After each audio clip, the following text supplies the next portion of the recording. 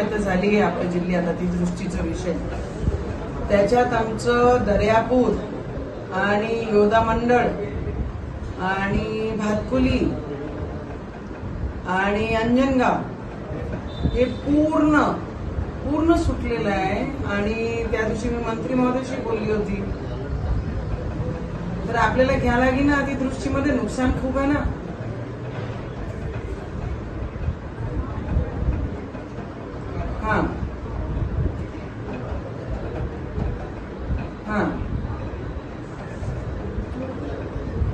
की एक सुनावणी त्या संदर्भात गृहराज्यमंत्र्यांनी घेतली होती, पण हा परवाना दिलाच गेला नाही।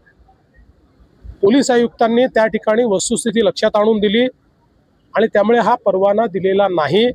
परवाना दिला असता तर कदाचित मला असं वाटतं की अशा प्रकारचा आरोप हा योग्य होता, परंतु परवाना दिला गेलेला नाही। सेंटरवर कारवाई केली आहे सीबीआयच्या माध्यमातून, त्यांनी अहवाल गृह विभागाला। सांगली जिल्ह्यामध्ये महात्मा गांधी चौक पोलीस स्टेशन लाईक 256/25 गुन्हा हा दाखल करण्यात आलेला आहे, ज्यामध्ये कलम 178, 179, 180 आणि 181 भारतीय न्याय संहिता याखाली तो गुन्हा दाखल आहे, ज्यामध्ये 500 आणि 200 रुपयाच्या बनावट नोटा बनवण्यात आलेल्या आहेत।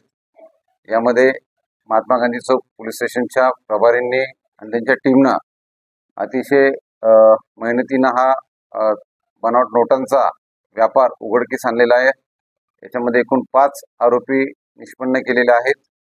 या 5 आरोपींना माननीय न्यायालयासमोर आम्ही हजर करून त्यांचा पोलीस कस्टडी पण घेण्यात आलेली आहे। यामध्ये अधिकचा तपास पोलीस करत आहेत, ज्यामध्ये या बनावट नोटांच्या व्यापाराचे धागेदोरेही पुढे आणखीन कुठं आहेत का याबद्दलचा तपास केला जाणार आहे। यामध्ये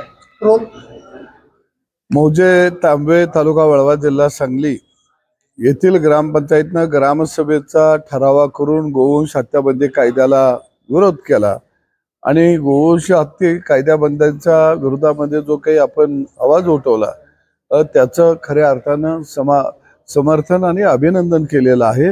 निश्चितच महाराष्ट्रामध्ये ग्रामपंचायतचा ग्रामसभेचा ठराव करून गोवंश हत्याबंदीला विरोध करणारी पहिलं गाव, पहिली ग्रामपंचायत ही मौजे तांबे तालुका वाळवा जिल्हा सांगली आहे। निश्चितच शेतकरी जागा झालेला आहे, त्याला त्याच्या प्रश्नाची जाणीव झालेली आहे।